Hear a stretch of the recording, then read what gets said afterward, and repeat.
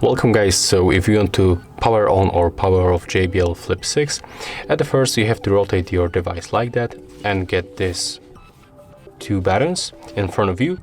And as you can see, in my case, the device is turned off. So to power on, you have to click once on this button. Now just wait a little bit. And as you can hear, right now the speaker is turned on. If you want to power off, just do the same and click once on this power off button.